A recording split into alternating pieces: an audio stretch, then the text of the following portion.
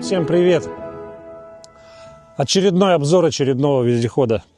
Представляем машину в обновленном кузове на шинах Forester 1650 на 600. На машине присутствует центральная подкачка, мосты ниссановские, мотор 1NZ FE 109 лошадиных сил и раздаточная коробка ГАЗ-66, также и карданы ГАЗ-66. Установлен багажник, установлен люк в передней секции, люстра, присутствуют ящики вот такие огромные в кабине, с доступом к ним из кабины, там открываются такие люки, и присутствуют вот такие ящики с двух сторон на заднем кунге.